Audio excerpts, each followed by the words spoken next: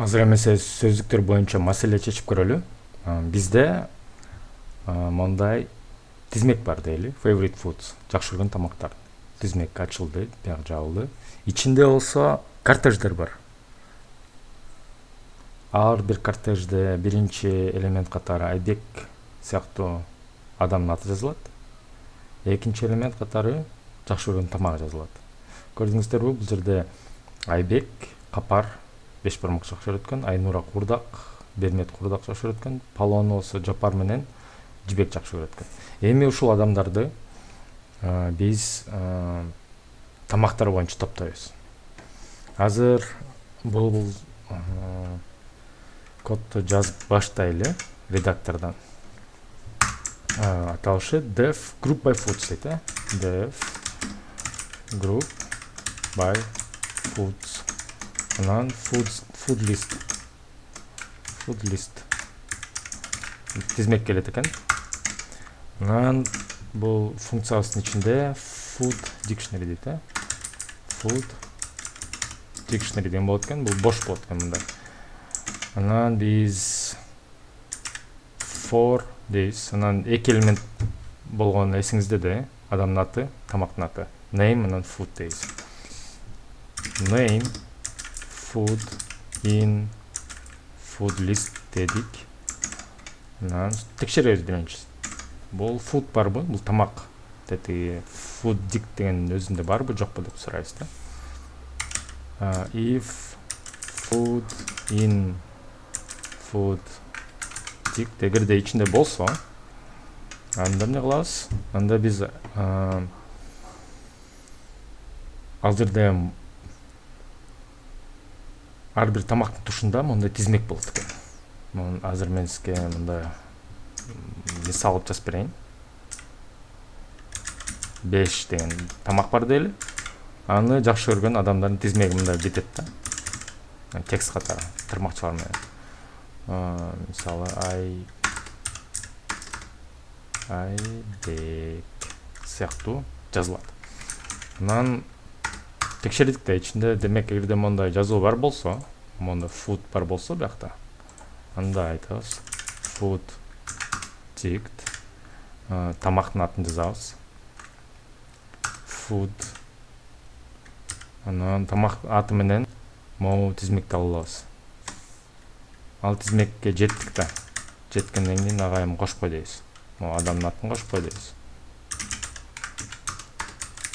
Эгерде жок болсо, бул тамак жазыла элек болсо, мисалы курдакка жеттик, курдак жазыла элек. Food dictionary. Ошо тамактын тушунда бул адамды, бул биринчи элемент катары жазып коебуз. Мына биринчи тизмек түздүк, анын ичине могу адамдын атын салып койдук. Абдан жакшы. Анан кийинкисинде return food dict.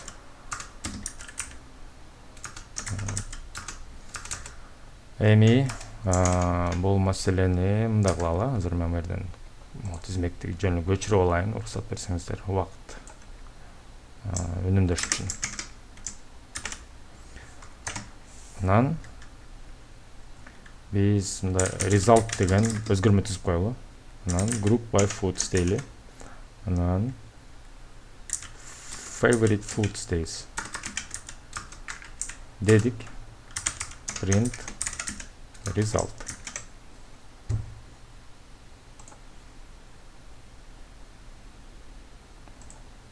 Мына 5 бармакты ким жакшы көрөт? Айбек, Капар. Курдакты Айнура, Бермет жакшы көрөт. Палоону Жибек, Жапар жакшы көрөт экен. Эми келиңиздер шашпай, могу жерден debugger менен иштетели. Start debugging дейбиз. Ушул файл тандайбыз. Анан могу жерге келгенде токтойт, бияка да келген токтойт, мерге да келген токтойт. Бир аз жүктөлүп атат, күтө турабыз. Ошо debug учурунда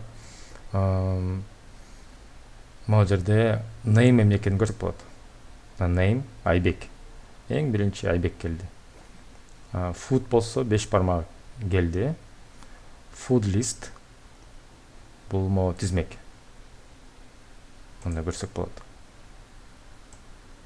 0-чүсү Айбек, Айнура 1-чиси, ушинтип могу бияктан көрүнүп атат. Food list могу food dict бош. Сонун келиңиз эми бир кадам кылып көрөбүз. Ошол жерден токтодук да. Бир кадам кылсак, мына цикл кайра башына келди. Ал эми Айбек болсо мына жерде болчу да. Ал 5 бармактын тушундагы тизмектин ичинде жазылып калды. Эми кийинкисине кетебиз. Бул food курдак, курдак деген көрүп атасыздар. Бул жерде жок 5 бармак бар. Бул ачкычтардын арасынан издейт да.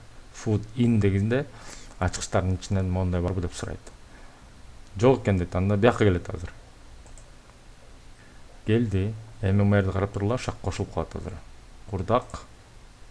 Курдактын тушунда ким болду? Айнура болду. Жакшы. Эми дагы бир кадам кылдык. Пало келди. Пало да бияка жазыла элек. Азыр ал дагы могу тизмекке түшөт. Палону ким жакшы көрөт экен? Азыр көрөбүз. Name. Жибек жакшы көрөт экен. Мына Жибек, Пало. Эми азыр name ким болду? Жибек. Дагы Жибек экен. Мына бир кадам кылганда. Бир кадам кылдык. 5 бармак. 5 бармак берди бар да. Адам капар экен. Азыр могу Айбектин жанына келип түшөт. Айбектин жанына капар пайда болду. Эми кийинкиси курдак бермет. Курдак бияка түшөт азыр. Айнуранын жанына келет. Эми кийинки адам Жапар экен.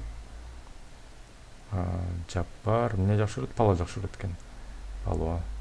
Мына жерге келип, тизмекке append болуп кошулат. Кошулду, сонун. Тизмегибиз бүттү. Бүткөндөн кийин могу for циклдан чыкты. Анан могу жерден эми бул функциябыз могу dayar food dictionary дегенде, могу food dict дегенде өткөрүп берет бияка. Могу функция чыгарып берет. Түкүрүп берет, туп берет деп айтсак болот, Могу жерге могу результатка келип отуруп калат ал. Анткени мына ушул жерин чакырылды да. Мына result дегенибизде мындай көрсөк болот. Эми printке келди, анан мына консольго чыкты. Ушундай кызыктуу нерсе жасап көрдүк.